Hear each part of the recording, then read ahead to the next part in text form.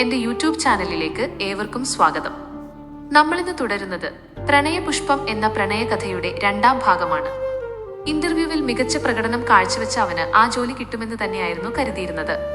പക്ഷെ ആ ഉദ്യോഗസ്ഥർ വേറൊരാളെ തെരഞ്ഞെടുത്തത് കണ്ടപ്പോൾ ആദിയുടെ മനസ്സ് വിഷമിച്ചു. ഏത് ഇന്റർവ്യൂ അറ്റൻഡ് ചെയ്താലും ഇത് തന്നെയാണല്ലോ തന്റെ അവസ്ഥ. ഇന്റർവ്യൂ കെട്ടിടത്തിൽ നിന്നും ഇറങ്ങി അടുത്തുള്ള ഫുട്പാത്തിന്റെ ഓരത്തായി ഒരു വൻ തണൽമരത്തിന് കീഴിൽ സ്ഥിതി ചെയ്യുന്ന തട്ടുകടയുടെ ബെഞ്ചിലിരുന്ന് ഒരു കട്ടൻ ഊതിക്കുടിക്കുന്നതിനിടയിൽ ആദിയുടെ മനസ്സ് മന്ത്രിച്ചു. എല്ലാ ഇന്റർവ്യൂവിലും നന്നായി തന്നെയാണ് പെർഫോം ചെയ്യുന്നത്. പിന്നെന്താ തനിക്ക് ജോലി കിട്ടാത്തെ? അതിനൊരു കാരണമേ ഉള്ളൂ, തന്റെ പക്കൽ പണമില്ല. ആദിയുടെ മനസ്സ് ചിന്തകളിലൂടെ കടന്നുപോയി. കുറച്ചു കഴിഞ്ഞപ്പോൾ അമ്മ അറിയേണ്ട, ഇതും കിട്ടിയില്ല എന്നറിഞ്ഞാൽ പാവം വിഷമിക്കും. ആദി അതും വിചാരിച്ച് അമ്മയ്ക്കിഷ്ടമായ പരിപ്പോട 2 അവിടുന്ന് പൊതിഞ്ഞു വാങ്ങിച്ചു. ആദി വീട്ടിലെത്തിയപ്പോൾ 4 മണി കഴിഞ്ഞു. തുറന്നു കിടക്കുന്ന വീടിന്റെ വാതിലിലൂടെ അവൻ അകത്തു കയറി. അവധി ദിവസമായതുകൊണ്ട് പ്രസ്സില്ല എന്നും അമ്മ പണികളൊക്കെ ഒതുക്കി ഉച്ചമയക്കത്തിലായിരിക്കും എന്ന് കരുതിയ ആദി അമ്മയുടെ മുറിയിലേക്ക് അമ്മേ എന്ന് വിളിച്ചുകൊണ്ട് പൊതിഞ്ഞു പിടിച്ച പരിപ്പുവടയുമായി ചെന്നു. പക്ഷെ ആദിക്ക് അമ്മയെ ആ റൂമിൽ കാണാൻ സാധിച്ചില്ല. അമ്മ ഇതെവിടെ പോയി എന്ന് പറഞ്ഞുകൊണ്ട് അവൻ എല്ലാ മുറിയിലും അടുക്കളയിലും ഒക്കെ അമ്മയെ നോക്കി. പക്ഷെ ഒരിടത്തും അമ്മയെ കണ്ടില്ല. അപ്പോഴാണ് അടുക്കളയിൽ നിന്നും പുറത്തേക്കുള്ള വാതിൽ തുറന്നു കിടക്കുന്നത് അവന്റെ ശ്രദ്ധയിൽപ്പെട്ടത്. അവൻ അമ്മ പുറത്തുണ്ടാകും എന്ന് കരുതി ആ വഴി പുറത്തേക്കിറങ്ങി. പുറത്തെത്തിയ അവൻ കിണറ്റിൻകരയിലെ കാഴ്ച കണ്ട് ഒരു നിമിഷം പകച്ചു നിന്നുപോയി. അവന്റെ കയ്യിൽ നിന്നും അവൻ അറിയാതെ തന്നെ അവൻ അമ്മക്കായി കൊണ്ടുവന്ന പലഹാരപ്പൊതി മണ്ണിൽ പതിച്ചു. അമ്മ എന്ന് ഉറക്കെ നിലവിളിച്ചുകൊണ്ട് അവൻ കിണറ്റുകരയിലെ കരിങ്കൽ തറയിൽ ചോരവാർന്നു കിടക്കുന്ന സുഹാസിനിയുടെ അടുത്തേക്ക് ഓട്ടി ചെന്നു. അമ്മേ അമ്മേ എന്ന് ഉരുവിട്ടുകൊണ്ട് അവൻ അവളുടെ തലയെടുത്ത് അവന്റെ മടിയിൽ വെച്ചു. അവൻ കുറെ കുലുക്കി വിളിച്ചെങ്കിലും ആ വിറങ്ങലിച്ച ശരീരം അനങ്ങിയില്ല. കരിങ്കല്ലിലുണ്ടായ വഴുക്കലിൽ തെന്നി പുറകോട്ട് തലയിടിച്ചു വീണ അമ്മയ്ക്ക് ജീവൻ എപ്പോഴോ നഷ്ടപ്പെട്ടു കഴിഞ്ഞിരുന്നു. അമ്മയെ നഷ്ടപ്പെട്ട വേദനയിൽ അവൻ ആ കിണറ്റുകരയിലിരുന്നു. ഉറക്കെ ഉറക്കെ നിലവിളിച്ചു കരഞ്ഞു. അവന്റെ കണ്ണുനീർത്തുള്ളികൾ ഇറ്റ് സുഹാസിനിയുടെ മൂർധാവിൽ പതിച്ചുകൊണ്ടിരുന്നു. കുറച്ചു ദിവസങ്ങൾക്ക് ശേഷം രാഘവേട്ടൻ ആദിയെ തിരക്കി വന്നു. മോനെ, രാഘവേട്ടൻ ആദിയെ വിളിച്ചു. കട്ടിലിൽ ചുരുണ്ടുകൂടി കിടക്കുന്ന അവനെ അയാൾ ഒരു അച്ഛന്റെ വാത്സല്യത്തോടെ തലയിൽ തലോടി. അമ്മ മരിച്ചതിനു ശേഷം ആദി ആകെ തകർന്നിരുന്നു. അവൻ പിന്നെ വീട്ടിൽ നിന്നും പുറത്തോട്ടൊന്നും ഇറങ്ങാതെയായി. പോയവർ പോയി. അവൾ പോയിട്ട് 1 മാസം തികയുന്നു. ഇനിയും മോനത് ആലോചിച്ചിരിക്കാതെ അമ്മയുടെ ആഗ്രഹങ്ങൾ നിറവേറ്റാൻ നോക്ക്. നിന്റെ അമ്മ ഒരുപാട് ആഗ്രഹിച്ചതാ നിന്നെ നല്ല നിലയിൽ കാണണം എന്ന്. ആ ആഗ്രഹം എങ്കിലും അവൾക്ക് സാധിച്ചു കൊടുക്ക്. നിന്റെ ഇപ്പോഴത്തെ അവസ്ഥ ആ പാവത്തിന് സഹിക്കാൻ പറ്റില്ല. നീ ഇങ്ങനെ തളർന്നിരിക്കുന്നത് കാണാൻ അവളുടെ ആത്മാവ് ആഗ്രഹിക്കുന്നുണ്ടാകില്ല. രാഘവേട്ടൻ പറഞ്ഞു നിർത്തി. രാഘവേട്ട, ഞാൻ അമ്മ, എനിക്ക് പറ്റുന്നില്ല, അവൻ വിട്ടുവിട്ടു പറഞ്ഞു. ഒപ്പം രാഘവേട്ടന്റെ മടിയിലേക്ക് ചാഞ്ഞു. അവന്റെ കണ്ണുകൾ ഈറനായി, ഒപ്പം ആ പാവം മനുഷ്യന്റെയും. ഒന്നും പറയണ്ട, മോന്റെ വിഷമം ഈ ഏട്ടന് മനസ്സിലാകും. പക്ഷെ ഈ ദിവസം കൂടിയേ മോൻ കരയാൻ പാടുള്ളൂ. നാളെ മുതൽ നീ ഞങ്ങളുടെ ആ പഴയ ആദിയായിരിക്കണം. രാഘവേട്ട, ഞാൻ എങ്ങനെ?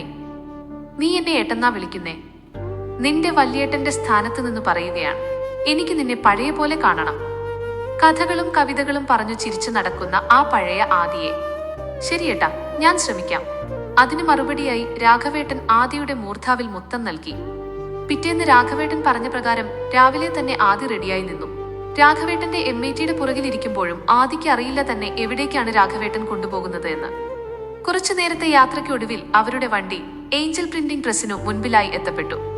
പ്രസ്സിന് സൈഡിലായുള്ള വലിയ 2 നില വീടിന് മുന്നിൽ രാഘവേട്ടൻ MIT നിർത്തി. വണ്ടിയിൽ നിന്നും ഇറങ്ങിയ ആദി ആ വീടിന് മുന്നിൽ ചാരുകസേരയിലിരിക്കുന്ന ജോണിച്ചായനെ കണ്ടു. ആദി ഒരു പുഞ്ചിരി മുഖത്ത് വരുത്തിക്കൊണ്ട് ജോണിച്ചായന്റെ അടുത്തേക്ക് നടന്നെടുത്തു. എന്താ ആദി, ഇങ്ങോട്ടേക്കുള്ള വഴിയൊക്കെ മറന്നോ? തന്റെ അടുത്തേക്ക് നടന്നെടുക്കുന്ന ആദിയെ കണ്ടപ്പോൾ ജോണി ചോദിച്ചു. അതു ഇച്ചായ ഞാൻ. ആദി മറുപടി പാതി വഴിയിൽ നിർത്തി. എന്താടാ മോനെ, അമ്മ പോയി എന്ന് വെച്ച് നീ ഇങ്ങനെ തളർന്നിരിക്കാമോ? കസേരയിൽ നിന്നും എഴുന്നേറ്റു ആദിക്കരികിലെത്തിയ ജോണി ചോദിച്ചു. അതു പിന്നെ ഇച്ചായ ഞാൻ. നീ ഒന്നും പറയണ്ട. ഇന്നലെ മോള് പറഞ്ഞപ്പോഴാ ഞാൻ നീ മൂഡ് ഓഫ് ആയിരിക്കുന്ന കാര്യം അറിയുന്നത്. 2 ആഴ്ചയായി ഞാൻ സ്ഥലത്തുണ്ടായില്ല. അതാ ഞാൻ അറിയാൻ വൈകിയത്.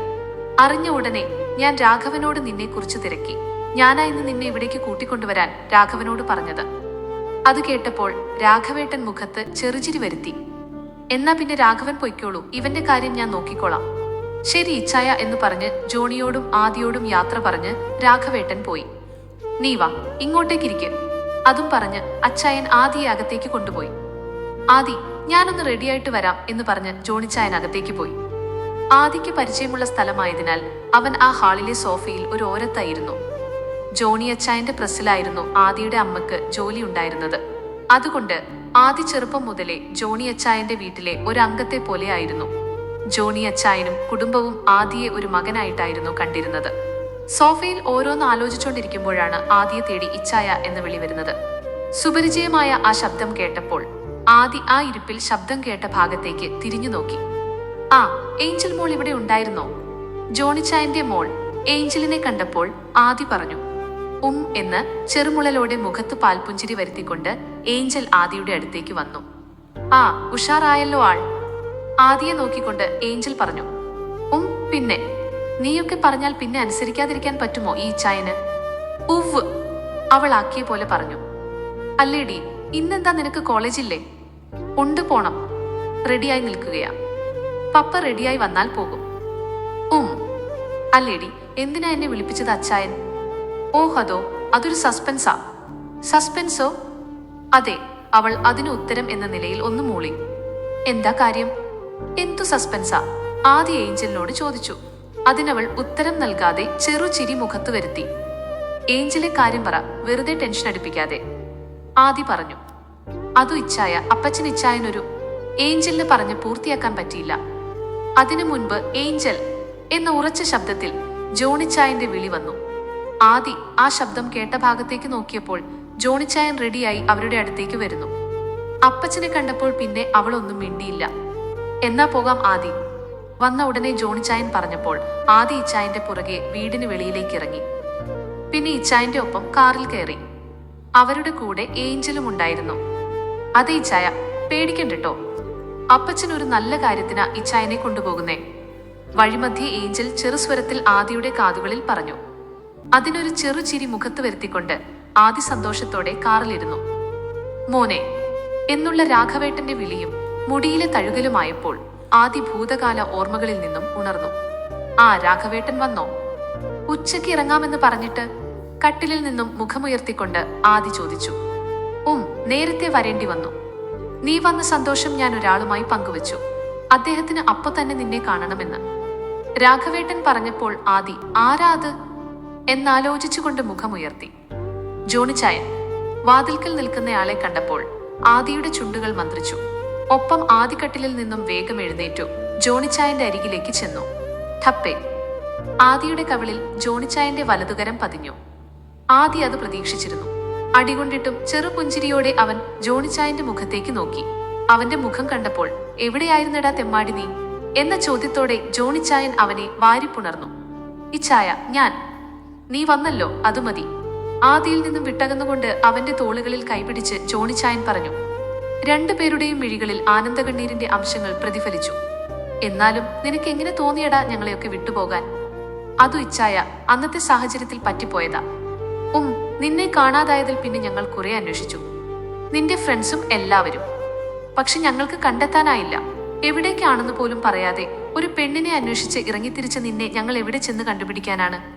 ജോണിച്ചായൻ അത് പറഞ്ഞപ്പോൾ ആദി ചെറു പുഞ്ചിരി അദ്ദേഹത്തിനായി നൽകി. എല്ലാം ഉണ്ടാക്കി വെച്ചിട്ട് ചിരിക്കുന്നത് കണ്ടില്ലേ? ഇച്ചായൻ ചെറുദേശത്തിൽ പറഞ്ഞപ്പോൾ ആദി വീണ്ടും ചെറു പുഞ്ചിരി മുഖത്ത് വരുത്തി. അത് കണ്ടപ്പോൾ ഇവനെ ഇന്ന് ഞാൻ എന്ന് പറഞ്ഞുകൊണ്ട് ആദിയെ അടിക്കുന്നത് പോലെ കാണിച്ചു ജോണിച്ചായൻ. ഇച്ചായ, ഏഞ്ചൽ? ആദി നേർത്ത സ്വരത്തിൽ ചോദിച്ചു. ഈ കഥയുടെ ബാക്കി ഭാഗങ്ങൾ കേൾക്കാൻ ദയവായി ഈ ചാനൽ സബ്സ്ക്രൈബ് ചെയ്യുക. വീഡിയോ ഇഷ്ടപ്പെട്ടെങ്കിൽ ലൈക്ക് ചെയ്യാനും കൂട്ടുകാർക്ക് ഷെയർ ചെയ്യാനും മറക്കരുത്. എല്ലാവർക്കും നന്ദി.